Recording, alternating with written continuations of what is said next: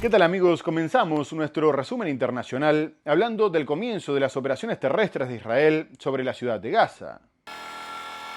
Israel ha enfrentado creciente presión internacional para detener su ofensiva. Una cumbre de la Liga Árabe y la Organización para la Cooperación Islámica en Doha hicieron un llamamiento a revisar las relaciones diplomáticas y económicas con Israel. Jair Bolsonaro tiene cáncer de piel. Netanyahu defendió la ampliación de las operaciones previstas por Israel en Gaza. La OTAN y Rusia se muestran los dientes. 110.000 personas, según las autoridades del Reino Unido, tomaron las calles de Londres. Su lema: unificar el reino. Nuevo ataque de Estados Unidos contra una lancha en el Caribe. Venezuela denunció el sábado que una embarcación estadounidense mantuvo retenido por 8 horas un barco pesquero. El acusado de matar al activista estadounidense Charlie Kirk fue detenido. Pedro Sánchez volvió a defender las protestas pro-palestinas. Y vamos a comenzar el programa hablando del conflicto en Medio Oriente. Israel continúa avanzando sobre la ciudad de Gaza, la capital del enclave, apuntando sobre todo contra los edificios altos de la urbe, asegurándose de que no sean utilizados por Hamás durante la incursión terrestre definitiva, mientras sigue advirtiendo que la población tiene que evacuar la ciudad de forma urgente y calcula que ya la abandonaron alrededor de 350.000 personas. No obstante, la ciudad tenía 1 millón de habitantes, por lo que todavía está llena de civiles que no tienen los medios para hacer frente a un nuevo desplazamiento forzoso en medio de la hambruna que padece la ciudad, al tiempo que el gobierno de la Franja, Naciones Unidas y otras organizaciones advierten que ya no existe infraestructura en el territorio capaz de acoger a tanta gente, y menos a los pacientes de los hospitales del norte, y que el hecho de que Israel haya atacado tantas veces los sitios que había calificado como seguros aumenta la reticencia a abandonar el lugar. Israel afirma que ya controla cerca de la mitad de la capital, que considera como el último bastión de Hamás, mientras la comunidad internacional sigue presionando para que se alcance un alto al fuego, aunque las negociaciones se paralizaron tras el ataque al equipo negociador de Hamás que se encontraba en Qatar, que hacía de mediador. Las negociaciones se complicaron enormemente tras el bombardeo, a pesar de que los principales negociadores sobrevivieron, y Doha informó que estaba evaluando retirarse de la mesa porque Israel no se la tomaba en serio, agregando que tras el ataque israelí, criticado por unanimidad por el Consejo de Seguridad, incluso por Estados Unidos, ya no había esperanza para los rehenes. Israel afirmó el sábado que más de 250.000 palestinos han abandonado la ciudad de Gaza hacia otras zonas del territorio palestino, tras una intensificación de los bombardeos y ataques en la principal urbe del enclave. El ejército israelí lanzó el sábado panfletos instando a los habitantes en los distritos del oeste a evacuar la zona, mientras la Agencia de Defensa Civil de Gaza informaba de continuos ataques aéreos. Israel ha enfrentado creciente presión internacional para detener su ofensiva, pero afirma que está decidido a desmantelar a Hamás en lo que describe como uno de los últimos bastiones del grupo. Recientemente el ejército ha concentrado sus ataques en edificios de gran altura y afirma que han sido utilizados por milicianos de Hamás. Naciones Unidas y miembros de la comunidad internacional han advertido contra el asalto militar por temor a que empeore la ya grave situación humanitaria en la ciudad de Gaza, donde la ONU ha declarado que se vive una situación de hambruna. Alemania, Francia y el Reino Unido llamaron el viernes en un comunicado conjunto al cese inmediato de las operaciones militares israelíes en Ciudad de Gaza, la liberación de los rehenes israelíes que siguen cautivos en Gaza desde el 7 de octubre parece alejarse después de que Israel bombardeara Qatar el martes con el objetivo de atacar una reunión de dirigentes de Hamás. El movimiento islamista afirmó el viernes sin aportar pruebas que su jefe negociador, Jalil al-Haya, sobrevivió al ataque. Los 15 miembros del Consejo de Seguridad de la ONU, incluido Estados Unidos, han condenado los recientes ataques aéreos sobre Qatar, aunque no mencionan explícitamente al país que los llevó a cabo, a Israel. Israel continúa sus ofensivas en toda la región y antes de atacar Qatar había seguido bombardeando posiciones de Hezbollah al sur del Líbano o incluso Yemen, apuntando contra la capital, Saná, y la provincia de Al-Jauf, en un ataque que dejó 35 muertos y 131 heridos. Según el vocero de los hutíes, el ataque causó daños en varias viviendas, en un puesto médico y en un complejo gubernamental, al tiempo que afirmó que condenaban el brutal crimen cometido por la entidad sionista contra infraestructura civil, como residencias y medios de comunicación, lo que había dejado varios periodistas muertos. A su vez, Israel comunicó que los ataques habían sido una respuesta a las agresiones recientes y el primer ministro Benjamin Netanyahu dijo que seguirían bombardeando a los rebeldes. Pero la presión militar sobre sus enemigos y las victorias militares no se trasladan al campo diplomático, donde se lo acusa de perpetrar un genocidio en Gaza, matar de hambre a su población y acelerar su expansionismo en Cisjordania, lo que llevó a la Asamblea General de Naciones Unidas a aprobar por 142 votos a favor y 10 en contra una declaración que pretende impulsar la solución de los dos estados con pasos tangibles e irreversibles, mientras que el texto presentado por Francia y Arabia Saudita aclara que Hamás no deberá formar parte. Y aunque también se condenó el ataque de Hamás del 7 de octubre, el Ministerio de Exteriores de Israel condenó la resolución, afirmando que se había vuelto a demostrar que la asamblea era un circo político alejado de la realidad, mientras que Netanyahu aseguró que nunca habría un Estado palestino. A su vez, Estados Unidos dijo que era otra maniobra publicitaria errónea e inoportuna. La Asamblea General de la ONU adoptó el viernes la Declaración de Nueva York, destinada a dar un nuevo impulso a la solución de dos estados para Israel y Palestina, pero que excluye inequívocamente la participación de Hamás. El texto, presentado por Francia y Arabia Saudita, fue adoptado por 142 votos a favor, 10 en contra, incluidos Israel y su aliado clave Estados Unidos, y 12 abstenciones. Israel critica desde hace casi 2 años a los organismos de las Naciones Unidas por su incapacidad para condenar el ataque de Hamás del 7 de octubre de 2023, que desencadenó la guerra en Gaza, pero la nueva declaración es clara. La Asamblea General condenó los ataques perpetrados el 7 de octubre por Hamás contra civiles y exigió que el movimiento islamista libere a todos los rehenes que siguen en su poder en Gaza. Y la declaración, respaldada por la Liga Árabe y firmada en julio por 17 países, sostiene que Hamás debe dejar de ejercer su autoridad sobre la Franja de Gaza y entregar sus armas a la autoridad palestina. El vicepresidente de la autoridad palestina, Hussein al-Sheikh, celebró la declaración al estimar que es un paso importante hacia el fin de la ocupación, pero Israel y Estados Unidos expresaron su rechazo. La votación precede una próxima cumbre de la ONU el 22 de septiembre en Nueva York. Varios países, entre los cuales Francia, que copresidirá la cumbre, han anunciado su intención de reconocer formalmente al Estado palestino durante la semana de la Asamblea General. Y Estados Unidos quiso dejar claro que sus condenas al ataque de Israel a Qatar no había afectado su alianza y su cercanía con el gobierno de Benjamin Netanyahu, y el secretario de Estado, Marco Rubio, viajó a Jerusalén para reunirse con el primer ministro y defender la necesidad de ampliar las operaciones sobre Gaza, afirmando que si bien los palestinos se merecían un futuro mejor, este no llegaría hasta no acabar con Hamás. Además, aseguró que mantendrían un apoyo inquebrantable y criticó la intención de varios de sus aliados, como el Reino Unido y Francia, de reconocer el Estado palestino, porque estaban envalentonando a Hamás, aunque minimizó el efecto real que podría tener en el escenario global, sosteniendo que solo eran gestos simbólicos. Asimismo, buscó coordinar las posturas que mantendrán en el debate de la Asamblea General de Naciones Unidas de la próxima semana, ya que se espera que se vean las consecuencias de la indignación de gran parte de la comunidad internacional por las acciones de Israel.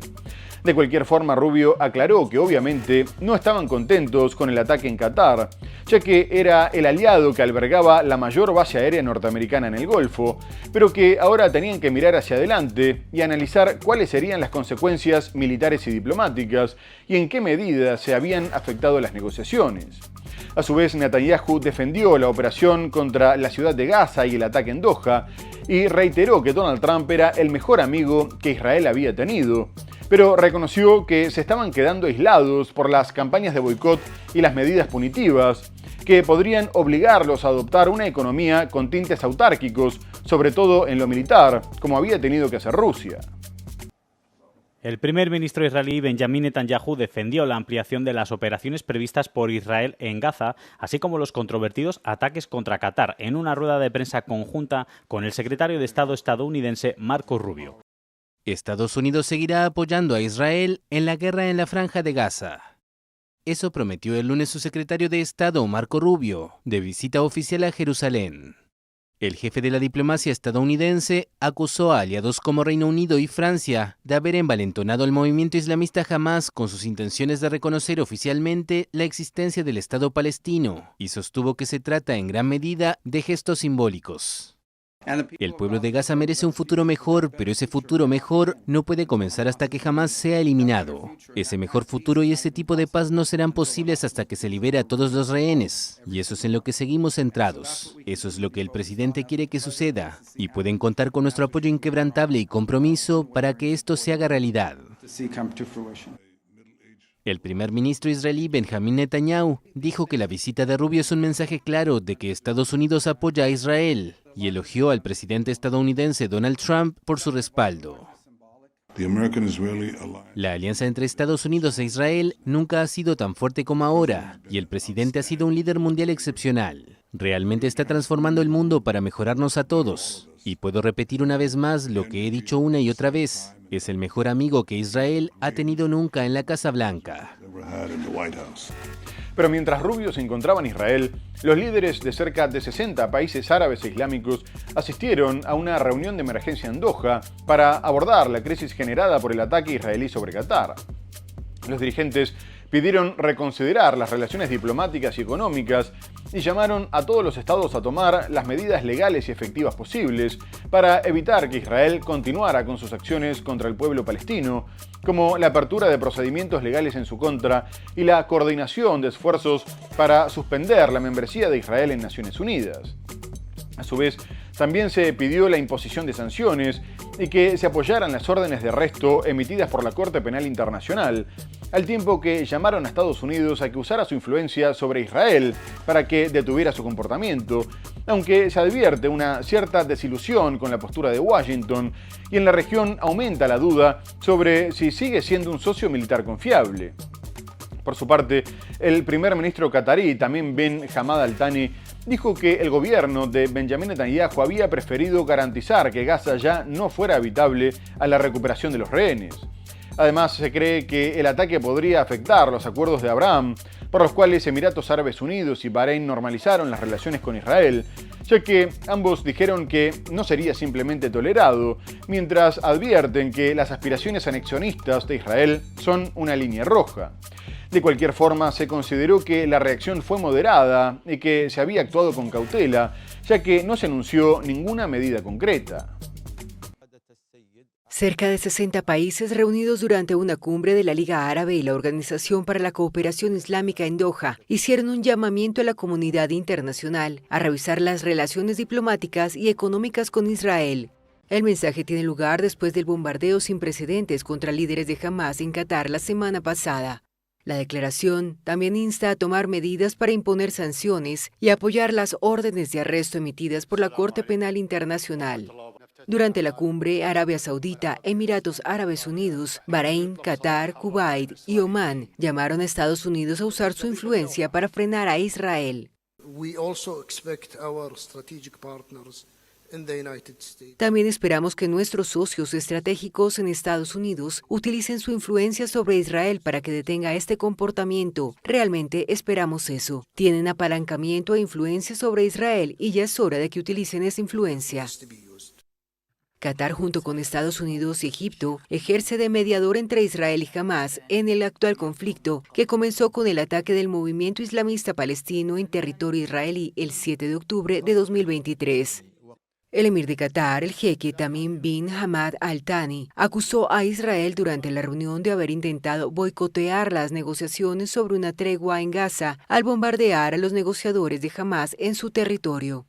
Aquel que trabaja diligente y sistemáticamente para asesinar a la parte con la que está negociando tiene la intención de frustrar las negociaciones. Por otra parte, se destacó la protesta pro-palestina que irrumpió la Vuelta a España de ciclismo, donde cerca de 100.000 personas obligaron a acortar el último Grand Tour. Y cerca del final del recorrido en Madrid, algunos manifestantes bloquearon la carretera e hicieron que los ciclistas se tuvieran que detener en una protesta que terminó en enfrentamientos con la policía. Lo que generó el malestar fue la presencia del equipo de Israel, y poco más tarde, el mandatario español Pedro Sánchez afirmó que sentía una profunda admiración y respeto por una sociedad civil que se movilizaba contra la injusticia. Además, dijo que Israel no tendría que poder participar de ningún evento internacional hasta que terminara el conflicto en Gaza, como se había hecho con Rusia. A su vez, el hecho y las declaraciones de Sánchez generaron críticas en la oposición y el líder del Partido Popular, Alberto Núñez Feijóo, sostuvo que había sido un ridículo internacional televisado en todo el mundo, mientras que el partido de extrema derecha, Vox, consideró que el presidente alentaba la violencia y el enfrentamiento. Y en el ámbito internacional, la primera ministra de Dinamarca, Mette Frederiksen, acusó al gobierno de aplaudir a los gamberros que terminaban destruyendo la democracia. Por último, Israel, que mantiene una tensa relación con España, entre otras cosas por su condena al genocidio, su petición para unirse a la demanda de Sudáfrica en la Corte Internacional de Justicia, el reconocimiento al Estado palestino y el embargo de armas, también condenó en duros términos la postura de Sánchez, y el ministro de Exteriores, Gideon Saar, lo tildó de antisemita y mentiroso, y agregó que su gobierno era una vergüenza para España. El presidente del gobierno español, Pedro Sánchez, volvió a defender las protestas pro-palestinas durante la vuelta. El domingo, decenas de miles de manifestantes impidieron la finalización de la última etapa de la prueba ciclista, al invadir el recorrido de los deportistas en el centro de Madrid. El dirigente socialista, que ha hecho de la causa palestina una de sus prioridades, consideró el lunes que hasta que no cese la barbarie, ni Rusia ni Israel deben estar en ninguna competición internacional. Sentimos, como dije ayer, una profunda admiración y respeto por nuestros deportistas, por los ciclistas de la Vuelta Ciclista a España. Por eso se puso ayer su seguridad por delante de cualquier otra cuestión. Pero también sentimos un inmenso respeto y una profunda admiración por una sociedad civil española que se moviliza contra la injusticia y defiende su idea de forma pacífica. El director de la competición aseguró el lunes que las protestas contra la presencia del equipo Israel Premier Tech deberían haberse celebrado sin alterar la carrera. Y aclaró que el derecho de admisión y de participación es responsabilidad de la Unión Ciclista Internacional. El episodio del domingo generó fuertes críticas procedentes de la oposición de derecha. Alberto Núñez Feijóo, líder del Partido Popular, acusó al gobierno de haber permitido e inducido la no finalización de la vuelta, una situación que calificó de ridículo internacional, televisado en todo el mundo. Y las críticas a Israel continuaron, e incluso la Comisión Europea, cercana a Israel, se pronunció a favor de suspender parcialmente el acuerdo comercial con este país, restituyendo algunos aranceles y suspendiendo los beneficios condicionados al respeto a los derechos humanos, mientras que el mandatario turco Recep Erdogan aseguró que el primer ministro Benjamin Netanyahu estaba relacionado con Adolf Hitler a nivel ideológico y que compartirían el mismo destino. Además, dijo que los gobernantes de Israel no eran más que una red de asesinos que convirtieron su ideología radical en una ideología fascista. Pero sobre todo se destacó que una comisión independiente de Naciones Unidas concluyó su investigación afirmando que Israel había cometido y sigue perpetrando un genocidio en Gaza. Los expertos dijeron que el resultado era producto de 2 años de trabajo, revisando material gráfico y entrevistándose con expertos, médicos, testigos y niños, que les permitieron confirmar que se estaban cumpliendo por lo menos 4 de los 5 puntos de genocidio definidos por el derecho internacional en 1948, citando el asesinato de más de 60.000 personas, daños físicos o mentales graves, la destrucción de viviendas y el desplazamiento de casi 2 millones de personas, actos destinados a acabar con los palestinos, como la destrucción de centros médicos, educativos, culturales y religiosos, y el intento de impedir los nacimientos con ataques a clínicas de maternidad. Asimismo, acusó directamente a Netanyahu, al presidente Isaac Herzog y al exministro de Defensa Yoav Gallant, mientras que el Ministerio de Exteriores israelí reaccionó diciendo que el informe se basaba en falsedades de Hamás. Han pasado casi 2 años desde los ataques terroristas de Hamás, lo que causó 1.200 muertes y tomó 251 rehenes. Durante este tiempo, una comisión independiente de la ONU ha estado investigando si la respuesta de Israel constituye genocidio. La comisión también concluyó que el presidente de Israel, Isaac Herzog, el primer ministro Benjamin Netanyahu y el exministro de Defensa, Yoav Gallant, habrían incitado al genocidio. He ordenado un asedio total sobre la Franja de Gaza. No habrá electricidad, ni comida, ni combustible. Todo estará cerrado. Estamos luchando contra animales humanos y actuamos en consecuencia. Y ahora quisiera dejar de lado Medio Oriente para hablar de la guerra en Ucrania. Tras la violación del espacio aéreo de Polonia por la entrada de varios drones rusos, la tensión continuó por los ejercicios militares entre Rusia y Bielorrusia, que hicieron que Varsovia cerrara la frontera y enviara más tropas a la zona, mientras que la OTAN respondió con la Operación Centinela Oriental para fortalecer la defensa en Europa del Este mediante una disuasión activa. El mandatario polaco Donald Tusk había llamado a consultas a la OTAN para analizar la amenaza, y si bien la alianza dijo que no tendría que responder porque no consideraba el hecho como un ataque deliberado, hubo fuertes condenas en todo Occidente. El canciller alemán Friedrich Merz dijo que Moscú quería analizar la respuesta de los aliados de Ucrania y calificó el incidente de muy grave. La Unión Europea afirmó que Rusia estaba probando su unidad. La OTAN celebró que sus defensas hayan superado la prueba de fuego. El primer ministro húngaro Viktor Orbán, cercano a Moscú, calificó el incidente de inaceptable, y el mandatario británico Keir Starmer dijo que había sido un hecho profundamente preocupante. A su vez, el primer ministro polaco Donald Tusk advirtió que su país estaba cerca de un conflicto armado, aunque Rusia negó que haya apuntado contra objetivos en el territorio polaco, pidió pruebas de que los drones derribados fueran suyos y destacó que no tenían la autonomía necesaria para llegar a Polonia desde su territorio, por lo que consideró probable que hayan salido desde Ucrania. Por su parte, la embajadora norteamericana ante Naciones Unidas, Dorothy Shea, despejó dudas y advirtió que su país defendería cada centímetro del territorio de la OTAN. La OTAN y Rusia se muestran los dientes. Tras la incursión de drones rusos en el espacio aéreo de Polonia, país miembro de la Alianza Atlántica, a principios de esta semana, y en medio de las maniobras Zapad 2025 entre Rusia y Belarus, el secretario general de la OTAN, Mark Rutte, anunció el viernes que reforzaría sus defensas en su flanco oriental. La operación comenzó este sábado, según anunció el ministro de Defensa de Polonia. La Alianza Centinela Oriental no es solo una decisión estratégica, sino también una expresión de responsabilidad por la seguridad de todo el flanco oriental del pacto. Se trata de una disuasión activa y de una disposición a defender allí donde sea necesario. Sabemos que la heroica defensa de Ucrania está relacionada con el futuro de Europa. Por eso estamos aumentando nuestras capacidades de defensa. La alianza mantiene una misión aérea permanente en el país desde la anexión de Crimea por parte de Rusia en 2014. Moscú niega su responsabilidad en la incursión y dijo que era físicamente imposible que los drones rusos hubieran llegado a Polonia. Rusia y Belarus continúan este sábado con importantes maniobras militares conjuntas que incluían ejercicios en ambos países y en los mares Bálticos y de Barents, según el Ministerio de Defensa ruso. Este sábado, Trump se mostró dispuesto, con condiciones, a presionar a Rusia por otras vías más allá de las militares. La representante de Estados Unidos ante la ONU, Dorothy Shea, en una sesión de emergencia del Consejo de Seguridad pedida por Polonia, dijo que su país defenderá cada pulgada del territorio de la OTAN. A su vez, Donald Trump consideró muy probable que la entrada de drones rusos en el espacio aéreo de Polonia se haya tratado de un error, una postura contraria a la del mandatario polaco Donald Tusk, que dijo que le gustaría que el presidente estadounidense estuviera en lo cierto, pero que no era así. Trump dijo que no estaba contento con nada que estuviera relacionado con la guerra en Ucrania y que estaba dispuesto a imponer sanciones importantes contra Rusia, pero que tenía que ser una medida conjunta de todos los países de la OTAN y que no lo haría antes de que todos sus miembros dejaran de comprar su petróleo.